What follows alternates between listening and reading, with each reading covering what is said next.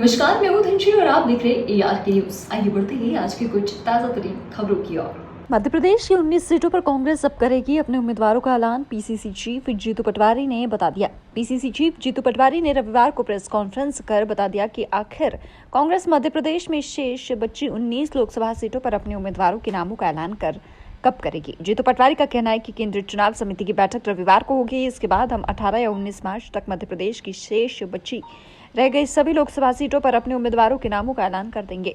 दरअसल जीतू पटवारी पूर्व केंद्रीय मंत्री सुरेश पचौरी को लेकर बता रहे थे कि सुरेश पचौरी को बीजेपी में कोई सम्मानजनक स्थान नहीं मिल रहा है। जीतू पटवारी ने कहा कि कांग्रेस की सरकार यदि आती है तो हम हर ग्रेजुएट युवा को 1 लाख रुपए की मदद देंगे। गरीब बहनों को हर महीने 8,500 रुपए की मदद की जाएगी।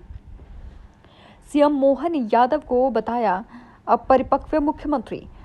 जीतू पटवारी ने सीएम मोहन यादव को अपरिपक्व मुख्यमंत्री बताया है। जीतू पटवारी का कहना है जिस तरह से मोहन यादव निर्णय ले रहे वो बता रही है कि वे अपरिपक्व मुख्यमंत्री हैं।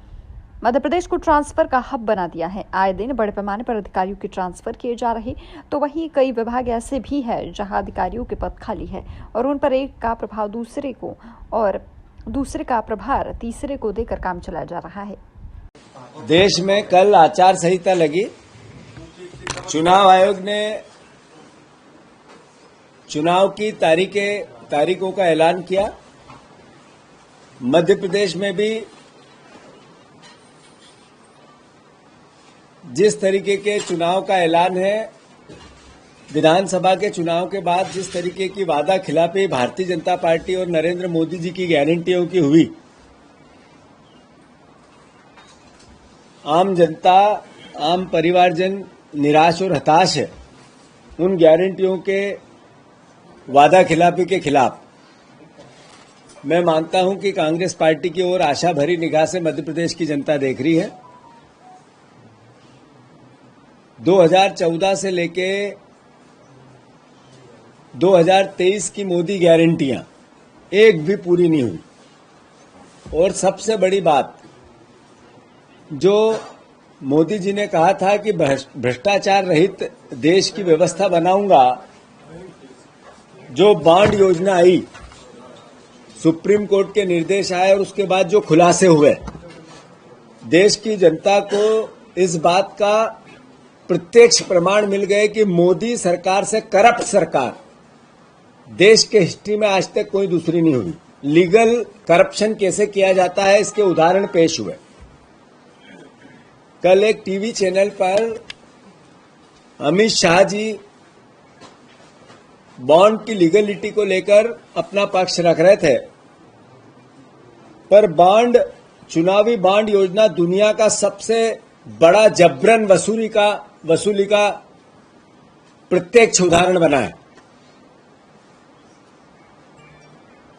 जो सियासी दलों ने, खासकर सत्ता में रहे भारतीय जनता पार्टी ने इससे धन एकत्र किया, उससे उन्होंने विधायक खरीद फरोख्त की, 17 सरकारें गिराई, सांसद खरीद फरोख्त की और लोकतंत्र की कैसे हत्या होती है, कई उदाहरण दिए इसके। यह स्वतंत्र भारत का सबसे बड़ा घोटाला है, चुनावी इलेक्टोरल बॉन्ड। चुनाव आयोग द्वारा जिस तरीके से एसबीआई के मना करने के बाद, सुप्रीम कोर्ट की लताड़ के बाद जो डाटा सामने आया, उसमें क्लियर हुआ कि एक लॉटरी किंग ने इतना बड़ा पैसा दिया, सब अखबारों में, समाचार पत्रों में, मीडिया में है,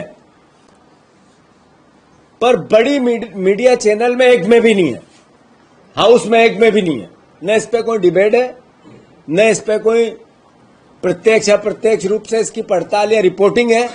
इसका मतलब है कि सरकार का पे जो दूसरा आरोप लगता है मीडिया पे कंट्रोल का, वो भी सिद्ध होता है। कोविड में जिस वैक्सीन को सारी मान्यताएं सरकार ने दी, उससे कोविड के यातनाओं के दौरान चंदा लिया गया। जिन कंपनियों को ठेका दिया गया उनसे चंदा लिया गया, जिन कंपनियों पर रेड डली उनसे चंदा लिया गया। ईमानदारी और भ्रष्टाचार रहित भाषणों के खिलाफ एक साथ इतना बड़ा भ्रष्टाचार किया गया, सर्वविदित है। सबसे बड़ी बात, जो सबसे बड़े दो घराने हैं उनका नाम ही नहीं है, जिनको सब कुछ सौंप दिया, जिनको रेल सौंप दी, जिनको पोर्ट सौंप दिए, एयरपोर्ट सौंप दिए, जिनको सड़कें दे दी, जिनको रेलवे स्टेशन दे दिए, सब कुछ, जिनको थल से लेके, जल से लेके, जमीन से लेके, आकाश से लेके, यहां तक कि सारी सैटेलाइट की सारी सुविधाएं सौंप दी। उनको उनसे बॉन्ड योजना के अंतर्गत 1 रुपया भी नहीं लिया गया। इसका मतलब है, जो राहुल गांधी जी ने कहा, शेल कंपनियों का उपयोग किया गया, फ्रॉड कंपनियों का उपयोग किया गया और उनसे बॉन्ड के जरिए पैसे लिए गए। ये इतना बड़ा रिश्वत का कांड है, भ्रष्टाचार का कांड है कि जिसकी जितनी निंदा की जाए उतनी कम है। मैं मानता हूं देशवासियों को समझना चाहिए, देखना चाहिए। और जैसा मैंने एक दिन पहले भी कहा था कि दानदाताओं की एंट्री है 18,871, जबकि लेने वालों की एंट्री है 20,421, तो लगभग 1,500 एंट्रियां गायब है। वो एंट्रियां कौन सी है और उन्हें किसको पैसा दिया? ये अपने आप में ये मैसेज करता है कि भारतीय जनता पार्टी ने किस तरीके से भ्रष्टाचार किया, नरेंद्र मोदी जी ने किस तरीके से भ्रष्टाचार का तांडव मचाया, ये सर्वविदित है। बाकी डिटेल में अलग अलग स्केल पे हम अपनी बात कहते हैं।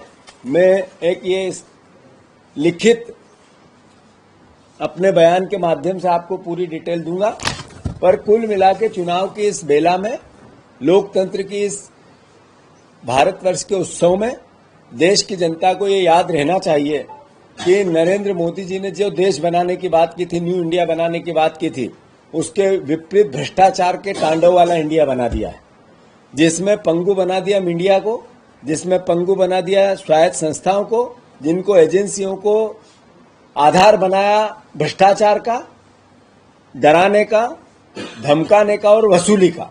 ये इससे पहले देश में कभी नहीं हुआ।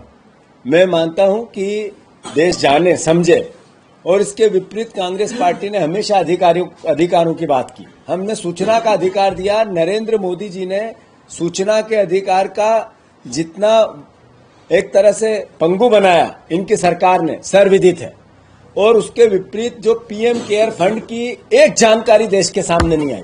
जिन उद्योगपतियों ने पीएम केयर फंड में पैसा दिया उसका क्या हुआ? अल्टीमेटली वो भी तो जैसा वसूली ये हुई वैसी वसूली का माध्यम तो नहीं था, वैसा ही वसूली का माध्यम तो नहीं था। उस पर भी सुप्रीम कोर्ट में और हाई कोर्ट में कई पिटीशन लगी है। मैं मानता हूं कि वो भी एक दिन सामने आएगा। तो जो नरेंद्र मोदी जी मेरे आगे पीछे कोई नहीं है, न खाऊंगा न खाने दूंगा, भ्रष्टाचार रहित देश बनाऊंगा, स्विस बैंक की लिस्ट लाऊंगा, 15-15 लाख डालूंगा, ये ऐसे नारे दिए थे करप्शन के अगेंस्ट। कांग्रेस का एक एक नेता जेल की सलाखों के पीछे रहेगा, स्विस बैंक पे इन्हीं के पैसे हैं। ये क्या हुआ और निकला क्या, ये देश जाने।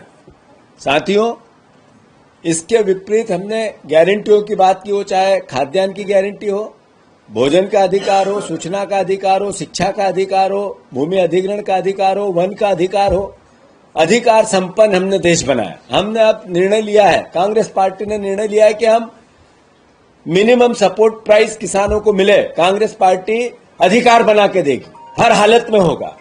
दूसरा, हमने निर्णय लिया है कि 1 लाख रुपया, 8,500 रुपया पर युवा को, जैसे उसने ग्रेजुएशन किया, कांग्रेस पार्टी की सरकार बनेगी तो हम हर युवा को ये सहायता 1 लाख रुपए की 1 साल में देंगे। जैसे ग्रेजुएशन की डिग्री लाया, कोई किसी प्रकार की ड्यू डिलीजेंस नहीं, सिर्फ डिग्री माध्यम है उसका। तीसरा, हम बहनों को, गरीब बहनों को 8,500 रुपया महीना देंगे। केंद्र की सरकार बनेगी, कांग्रेस पार्टी ने ये न्याय के सिद्धांत, सामाजिक न्याय, आर्थिक न्याय, राजनीतिक न्याय, इसमें सामाजिक न्याय में महिलाओं के उत्थान के लिए, गरीब महिलाओं की ताकत को, आर्थिक ताकत को, स्वावलंबता को बढ़ाने के लिए 1 लाख रुपया बहनों को मिलेंगे। 1 लाख रुपया ग्रेजुएशन जैसे ही हमारे युवा ने किया उसको मिलेंगे।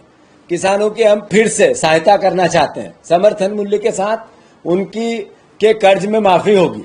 हमारी नीति हमेशा उद्योगपतियों को जो 16 लाख करोड़ रुपए की सहायता नरेंद्र मोदी सरकार ने की और वो पीएम केयर फंड में वापस लिया या इस बांड योजना में उनसे वापस लिया, इस करप्शन को करने की कोशिश की। कांग्रेस ऐसा नहीं करेगी। कांग्रेस सहायता करेगी कि किसानों के ऋण माफी करे उद्योगपतियों के बजाय। देश में हर गरीब व्यक्ति के पास देश के संसाधन पहुंचने चाहिए। इस योजना के अंतर्गत हमने, इस व्यवस्था के अंतर्गत हमने ये भावना व्यक्त की। आज राहुल गांधी जी बंबई में बहुत बड़े ऐलान करने वाले हैं। जो उनकी भारत जोड़ो न्याय यात्रा 6,700 किलोमीटर की हुई, उसके अंतर्गत जो बातें उन्होंने की और भारत का आने वाले 5 साल का, 8 साल का, 20 साल का विजन क्या होगा कांग्रेस पार्टी का, उसको पूरे को दृष्टि पत्र के रूप में हम बंबई में आज शाम को 6 बजे राहुल गांधी जी और इंडिया के तमाम नेता एकत्रित होकर अपनी बात कहेंगे। पर मध्य प्रदेश के संदर्भ में आज मैंने एक ट्वीट किया है कि हमारी सरकार एक तरफ तबादले कर रही है, हमारे मुख्यमंत्री एक तरफ हर हालत में चुनाव की कल तारीख घोषित हुई उसके पहले तक अद्भुत ट्रांसफर किए, उद्योग डाल दिया, एक हब बना दिया ट्रांसफर का। पर बाकी विभाग जो महत्वपूर्ण विभाग है सरकार और व्यवस्था को चलाते हैं, उनको वहां अधिकारी नहीं है, खाली पड़े हैं। वो चाहे सचिव स्तर पे हो या पीएस लेवल के हो। करीब 500 से ज्यादा पदों पर अधिकारी नियुक्त नहीं है। एक का चार्ज दूसरे को, दूसरे का चार्ज तीसरे को है। इस तरह की व्यवस्था, उसकी भी मैं डिटेलिंग मैंने ट्वीट में किया, आपको अभी सेंड भी कर दूंगा। ये क्या मैसेज है कि हमारे मुख्यमंत्री अपरिपक्व है, 3C के मुख्यमंत्री हैं, पर्ची के मुख्यमंत्री हैं। उन्होंने कर्ज लिया, उन्होंने करप्शन करवाया, करप्शन के कई प्रमाण हमने परिवहन विभाग के दिए। उन्होंने ट्रांसफर किए, करप्शन किया, ट्रांसफर में करप्शन किया। ये भी चूंकि बार बार सामने आ रही। ट्रांसपोर्ट कमिश्नर, मैंने पहले भी कहा था, मुझे पता चला है मीडिया रिपोर्ट्स के आधार पर कि लगभग 300 करोड़ रुपए में उनकी एक तरह से नियुक्ति हुई है। ये अपने आप में बहुत बड़ा, जैसा भारतीय जनता पार्टी का चरित्र है वैसा काम हो रहा है। मीडिया रिपोर्ट्स ये कहती है कि करप्शन का जो इंडिकेशन है, जो सेंसेक्स है, वो मध्य प्रदेश में सबसे हाई पर पहुंच गया है। हर जगह लूट मची हुई है। मैं मानता हूं 3C के हमारे मुख्यमंत्री का पूत के पांव पालने दिख गए हैं।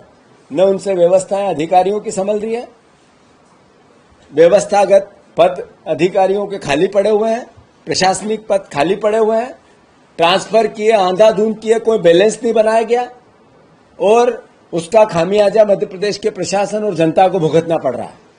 दूसरी तरफ कर्ज लिया और तीसरी तरफ जैसा मैंने कहा क्राइम। अभी कल भी मैंने एक ट्वीट किया था, रोज अकल्पनिक क्राइम होने लगे हैं।